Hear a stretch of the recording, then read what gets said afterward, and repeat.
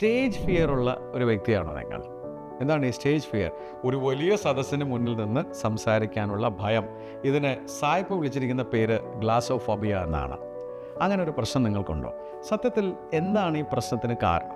എനിക്ക് മനസ്സിലായിട്ടുള്ള പലരും എന്നോട് പറഞ്ഞത് ഇതൊരു സയൻസ് ഓഫ് കോറിലേഷനാണ്. വേറെ ഒന്നുമല്ല, പണ്ടെന്നോ ഒരു വലിയ കൂട്ടത്തിൻ്റെ മുന്നിൽ നിന്ന് സംസാരിക്കാൻ ശ്രമിച്ചപ്പോൾ, സ്കൂളിലായിരിക്കാം കോളേജിലായിരിക്കാം, എന്തോ ഒരു പ്രശ്നം വന്നു. അപ്പോൾ നമ്മുടെ ബ്രെയിനിൽ അത് കോറിലേറ്റ് ചെയ്യുന്നുണ്ട്. അയ്യോ, അന്ന് എനിക്ക് പറ്റിയില്ല, അതുകൊണ്ട് ഇനി പറ്റുകയില്ല. ഇനി വേറൊരു കാര്യമുണ്ട്, നമുക്കൊക്കെ ഉള്ളൊരു പ്രശ്നമുണ്ട്. Nobody wants to judge us. നമ്മൾ ഇത്തരം കഴിവില്ലാത്ത ഒരാളാണെന്ന് മറ്റൊരാൾ അറിയരുത്. അതുകൊണ്ട് തന്നെ നമ്മൾ സ്റ്റേജിലോ എവിടെയും കയറാതിരിക്കുകയാണ്. അതുപോലെ തന്നെ സെൽഫ് ഡിപ്രിക്കേഷൻ എന്ന് പറയും. നമുക്ക് തന്നെ ഇത് ആവില്ല എന്നൊരു തോന്നൽ, നമ്മളെ തന്നെ അണ്ടർ എസ്റ്റിമേറ്റ് ചെയ്യും. ഈ പ്രശ്നങ്ങളൊക്കെ നിങ്ങൾ ഫേസ് ചെയ്യുന്നുണ്ടെങ്കിൽ എന്താണ് ഇതിനൊരു പരിഹാരം?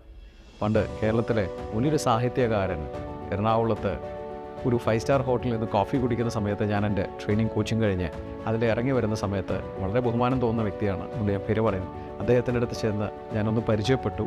അദ്ദേഹത്തിൻ്റെ ഒരു ഫോട്ടോ എടുക്കാൻ പറ്റുമോ എന്ന് ചോദിച്ചപ്പോൾ അദ്ദേഹം അത് നിരസിച്ചു. ഞാനങ്ങനെ ഫോട്ടോ ഒന്നും എടുക്കാറില്ല, എന്നോട് വിരോധം തോന്നിട്ട് ഞാൻ പറഞ്ഞു സന്തോഷം സാർ.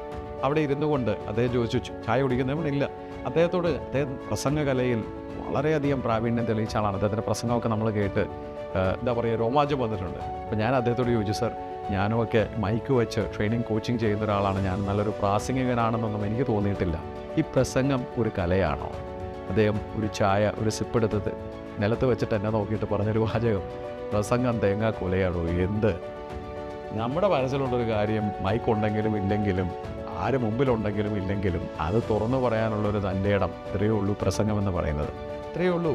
നമ്മുടെ ഉള്ളിലാണ് ആ ഭയം. ആ ഭയം ഒന്ന് കളഞ്ഞ് ഒരു തവണ ഒന്ന് സംസാരിച്ചാൽ തീരാവുന്ന പ്രശ്നങ്ങളേ ഉള്ളൂ. അങ്ങനെ ഒരു വേദി കണ്ടെത്തുക. ആദ്യം തന്നെ മറ്റുള്ളവരെന്ത് ചിന്തിക്കുമെന്ന് ചിന്തിക്കാതെ അങ്ങോട്ട് സംസാരിക്കുക. ആദ്യത്തെ ആ ഒരു കാര്യം അവിടെ കഴിഞ്ഞാൽ പിന്നെ നമ്മുടെ പ്രശ്നം ശരിയാവും.